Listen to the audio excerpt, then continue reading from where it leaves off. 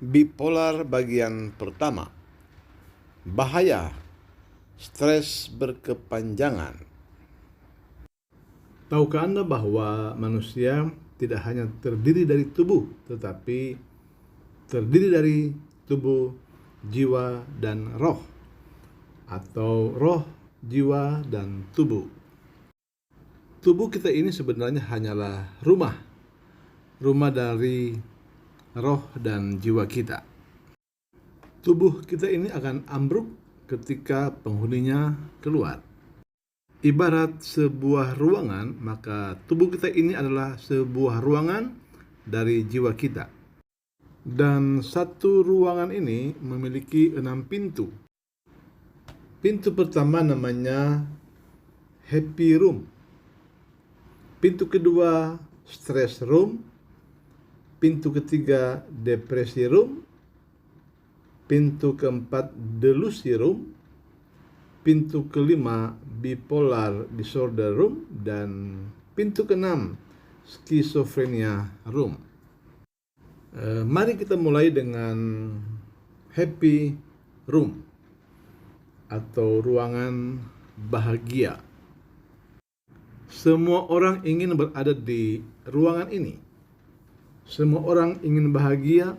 Kita melakukan apa saja supaya kita bisa tenang dan bahagia. Ada 3 hal bagaimana supaya kita tetap berada di happy room ini. Pertama adalah hiduplah dekat dengan Tuhan. Dalam Mazmur pasal 62 ayat 2 dan 3, firman Allah berkata, "Hanya dekat Allah saja aku tenang, daripadanya lah keselamatanku. Hanya dialah gunung batuku dan keselamatanku, kota bentengku, aku tidak akan goyah."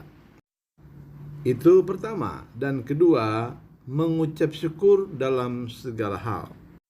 Dalam 1 Tesalonika 5 ayat 18 berkata, "Mengucap syukurlah dalam segala hal, sebab itulah yang dikehendaki Allah di dalam Kristus Yesus bagi kamu." Dan ketiga, jangan menyimpan amarah atau akar pahit di dalam hati kita. Dalam Efesus 4 ayat 26-27 berkata, "Apabila kamu menjadi marah, janganlah kamu berbuat dosa.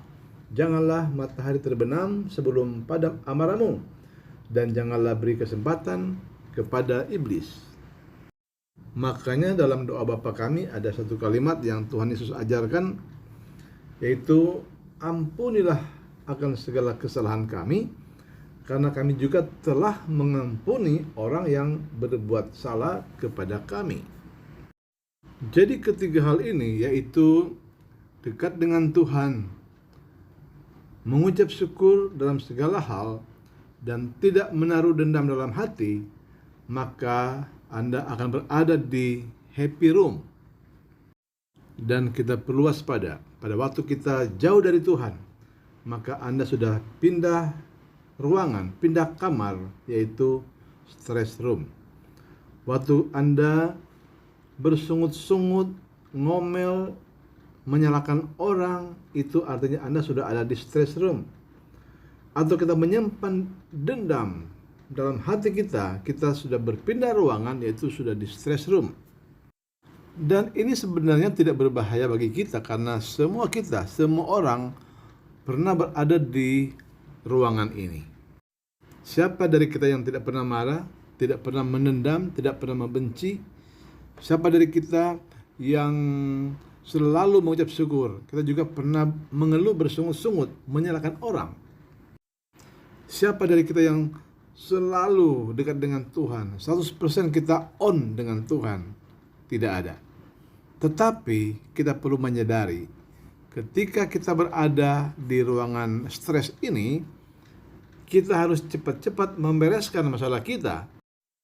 Makanya mengapa kita perlu meminta maaf apabila kita bersalah kepada seseorang, atau kita memberi maaf kepada orang yang bersalah kepada kita.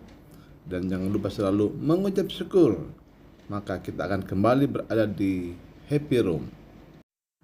Berhenti menyalahkan si A, si B, si C. berhenti melihat kekurangan si A, si B, si C. Kalau kita selalu melihat kekurangan orang, kita tidak akan pernah berada di dalam happy room. Setiap orang itu memiliki kelebihan-kelebihan dan kekurangan-kekurangan. Tidak ada orang yang sempurna. Nobody is perfect. Dan kita harus menerima mereka apa adanya. Suami kita, istri, anak, teman, dan sebagainya, kita harus menyambut mereka apa adanya mereka. Dengan demikian kita berhasil kembali ke happy room.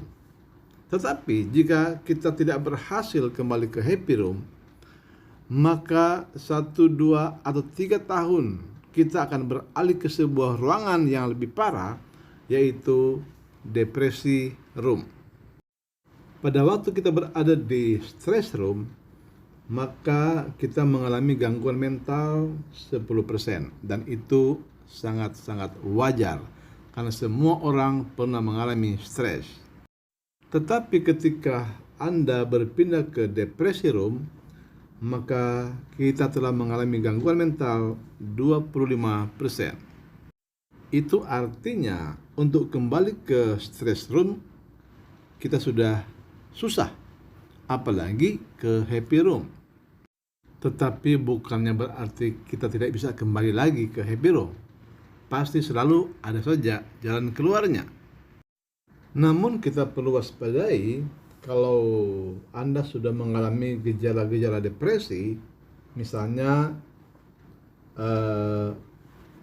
suasana hati kita memburuk secara drastis, atau merasa sedih terus-menerus, merasa putus asa, merasa tidak berharga dan tidak berdaya, tidak minat melakukan apapun, sering menangis, terseduh-seduh, terus-terusan diselimuti perasaan bersalah, merasa kesal, gampang emosi, dan tidak toleran terhadap orang lain, sulit membuat keputusan, atau tidak bisa merasakan kebahagiaan atau kesenangan sedikit pun dari situasi dan kejadian yang positif, selalu merasa cemas atau khawatir, berpikir untuk bunuh diri atau melukai diri sendiri.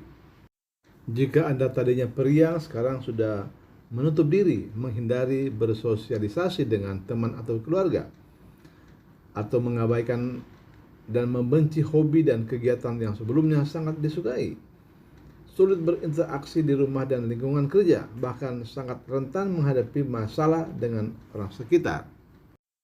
Gejala fisik, Anda merasa sakit di sekujur tubuh tanpa sebab, tampak lemas, lesu, tidak berenergi, atau selalu kelelahan.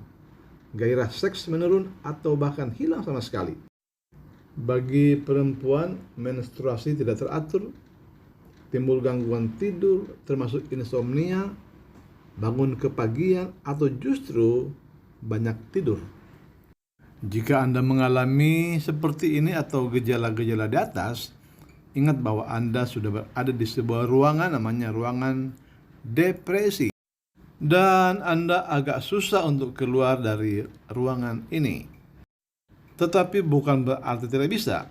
Ikuti terus channel kami dan Anda akan mendapatkan jawabannya.